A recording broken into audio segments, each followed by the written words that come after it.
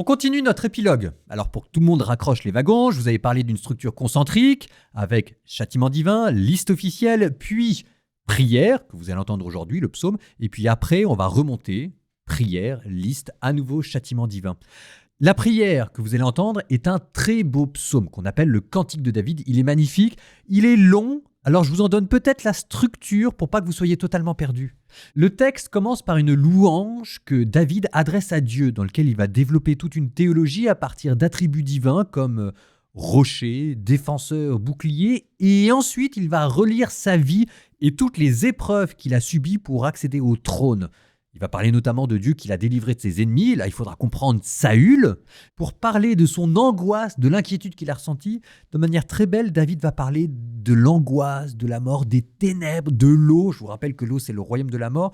Mais ça va prendre une certaine forme d'ampleur poétique, ce qui va vous permettre à vous de plonger dans le texte, parce qu'il n'est pas simplement question des ennemis de David, mais il arrive à rejoindre une expérience universelle qu'on a tous fait, l'angoisse que l'on retrouve devant nos ennemis et Dieu qui vient nous délivrer. C'est pour ça d'ailleurs que ce poème est très beau, c'est parce que comme il ne rentre pas dans les détails, c'est pas David qui dit « Saül m'a fait ci, Saül m'a fait ça à tel lieu, tel endroit », mais qui parle de manière plus générale des ténèbres de la mort. Ça permet à chacun d'entre vous de se plonger dans le psaume. Donc en même temps que vous l'entendrez, vous pourrez prier. Et après que David vous ait décrit l'inquiétude éprouvée devant le danger, il va décrire la réponse de Dieu. Ça va être magnifique, c'est ce qu'on appelle une théophanie. Dieu qui se manifeste, Dieu qui se révèle dans la terre qui titube, dans les éclairs. Je ne sais pas s'il y a vraiment eu ça dans la vie de David, mais en tout cas dans nos vies, de temps en temps, Dieu se manifeste d'une telle manière qu'on a quand même l'impression parfois de rentrer dans la fin des temps. Parfois dans nos vies, il y a des événements on a l'impression que c'est comme une anticipation du jugement dernier. Vous ferez attention. Là, je vous en ai dit suffisamment pour que maintenant vous arriviez à rentrer dans ce psaume 2 Samuel, chapitre 22.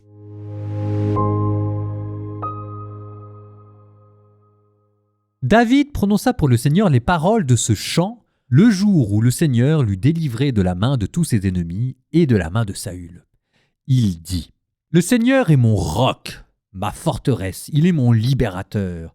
Dieu, le rocher qui m'abrite, mon bouclier, la force qui me sauve, ma citadelle, mon refuge, mon sauveur. Tu me sauves de la violence. Louange à Dieu. Quand je fais appel au Seigneur, je suis sauvé de mes ennemis. Les flots de la mort m'entouraient, le torrent fatal m'épouvantait, des liens infernaux m'étreignaient, j'étais pris au piège de la mort. Dans mon angoisse j'appelais le Seigneur, vers mon Dieu je lançai un appel. De son temple il entend ma voix, mon cri parvient à ses oreilles.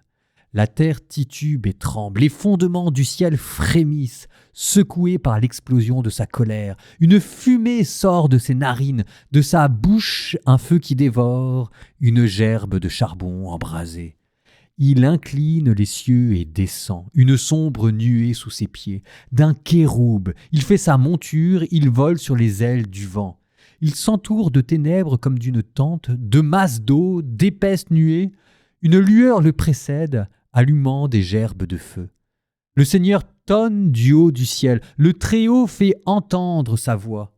De tous côtés, il tire des flèches, il décoche un éclair, il répand la terreur. Alors, le fond de la mer se découvrit.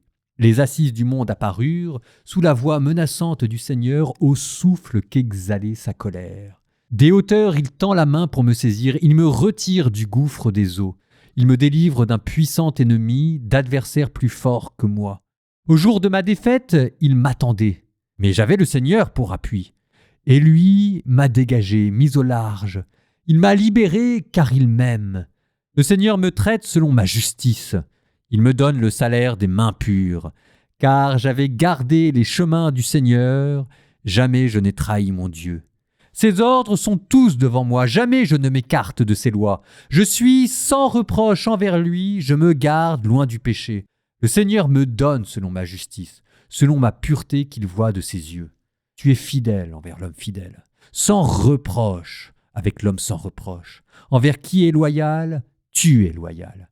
Tu ruses avec le pervers, tu sauves le peuple des humbles, les regards hautains tu les rabaisses. Toi, Seigneur, tu es ma lampe. Le Seigneur éclaire mes ténèbres. Grâce à toi, je saute le fossé. Grâce à mon Dieu, je franchis la muraille. Ce Dieu a des chemins sans reproche. La parole du Seigneur est sans alliage. Il est un bouclier pour qui s'abrite en lui. Qui est Dieu, hormis le Seigneur? Le rocher, sinon notre Dieu. C'est le Dieu qui est ma place forte et me fraye un chemin sans reproche. Il me donne l'agilité du chamois. Il me tient debout sur les hauteurs. Il exerce mes mains à combattre et mon bras à tendre l'arc. Par ton bouclier, tu m'assures la victoire. Ta patience m'élève. C'est toi qui allonges ma foulée sans que faiblissent mes chevilles. Je poursuis mes ennemis. Je les détruis. Je ne reviens qu'après leur défaite. Je les ai achevés, brisés. Ils ne se relèveront pas. Ils sont tombés. Les voilà sous mes pieds. Pour le combat, tu m'emplis de vaillance. Devant moi, tu fais plier mes agresseurs. Tu me livres des ennemis en déroute. J'anéantis mes adversaires. Ils appellent, pas de sauveur. Le Seigneur, pas de réponse. J'en fais de la poussière, comme de la boue des rues. Je les écrase et les piétine. Tu me libères des querelles du peuple. Tu me gardes à la tête des nations. Un peuple d'inconnus m'est asservi. Des fils d'étrangers se soumettent. Au premier mot, ils m'obéissent. Ces fils d'étrangers capitulent. Quittant leur bastion, ils seront capturés. Vive le Seigneur, béni soit mon rocher. Qu'il triomphe, Dieu, le roc de mon salut. Ce Dieu qui m'accorde la revanche, qui fait tomber des peuples en mon pouvoir. Tu me fais échapper à mes ennemis et triompher de l'agresseur. Tu m'arraches à la violence de l'homme. Aussi je te rendrai grâce parmi les peuples, Seigneur. Je fêterai ton nom. Il donne à son roi de grandes victoires. Il se montre fidèle à son Messie, à David et à sa descendance, pour toujours.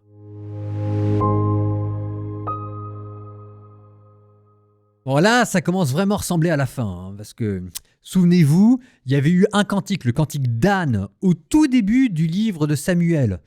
Ensuite, vous avez eu, à la jointure entre 1 Samuel et 2 Samuel, un cantique. C'était David qui remerciait Dieu pour être intervenu et l'avoir sauvé. Et là, maintenant, vous êtes à la fin. Nouveau cantique, donc c'est 3 cantiques qui rythment la progression des livres de Samuel. Et de la même manière que je vous avais dit que le cantique d'Anne, c'était le générique d'entrée, qu'ensuite il y avait eu un interlude, bah là de la même manière, vous venez d'entendre le générique final. Alors parmi les choses surprenantes de ce psaume, vous avez ce verset 21. « Le Seigneur me traite selon ma justice, il me donne le salaire des mains pures. Car j'ai gardé les chemins du Seigneur, jamais je n'ai trahi mon Dieu. » Vous allez me dire, c'est un peu fort de café quand on sait ce qu'il a fait avec Bathséba. D'une certaine manière, ça reste vrai. Dieu a continué de traiter David selon sa justice, qu'il en ait et Dieu lui a fait grâce, qu'il n'en ait pas et Dieu l'a puni. Simplement, ce psaume, ce n'est pas un psaume de vieillesse. C'est un psaume qui a été écrit juste au moment de l'accession au trône de David, quand il venait de défaire Saül, et probablement que l'épisode avec Bethsabée n'avait pas encore eu lieu. Ce qui veut dire que l'image que le livre de Samuel veut que vous gardiez de David, c'est le David de la jeunesse. Le David qui était encore un berger, devenu par la force des choses un soldat, et qui avait placé en Dieu, et en son Dieu uniquement, sa confiance, et que c'est Dieu qui l'a protégé. Ça, c'est l'image que le livre veut que vous gardiez de David. Je ne sais pas si, en passant, vous avez noté la manière dont les attributs divins progressaient. Au début de ce cantique, vous aviez des attributs divins qui étaient personnels. Dieu qui était vu comme un abri immédiat, comme quelqu'un qui défendait des personnes. Vous avez le terme de rocher qui évoque la stabilité, la solidité, de forteresse, qui est un lieu de protection, de libérateur, celui qui sauve, de bouclier, ça c'est la défense dans les combats individuels, voire même de corne de salut. Et puis ensuite, ça c'était Dieu comme refuge personnel. Après, le cantique est parti sur un autre registre, sur un registre cosmique, sur Dieu qui écoute la prière, sur Dieu qui est le maître des éléments naturels, sur Dieu qui se penche des cieux et qui descend. Et là, vous êtes cette fois-ci sur un Dieu qui intervient dans le cosmos entier. C'est pas simplement un Dieu qui sauve une personne ou des personnes, c'est Dieu qui agit dans l'univers, dans l'histoire et à qui tout appartient. Et puis encore à partir de là, vous êtes passé à un 3e niveau, c'était le niveau de l'alliance. Dieu juste juge et qui garantit l'alliance. Donc on vous dit que Dieu était pur avec les purs, tordu avec les tortueux, mais qu'il était une lumière, qu'il était un guide. Et là, vous êtes sur un Dieu qui est le garant de la loi morale.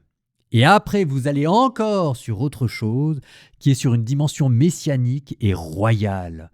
Il est celui qui rend fort, il est celui qui soumet les nations, il est celui qui élève son Messie. Vous voyez, ça n'a l'air de rien, mais c'est aussi tout un chemin spirituel. La manière dont nous relisons nos propres épreuves, on s'aperçoit d'abord que c'est Dieu qui s'intéresse à notre petite personne.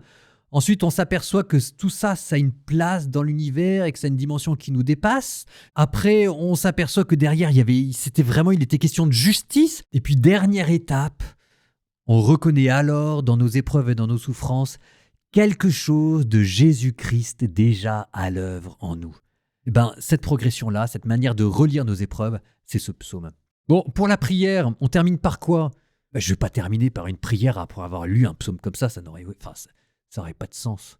Écoutez, je ne vais pas être cuistre et inventer ma petite prière après un cantique de David. Comme exercice à la maison, je vous demande de le lire. C'est le psaume 17 dans la Bible de la liturgie. AELF, c'est disponible sur Internet. Et puis relisez avec ça les épreuves de votre vie.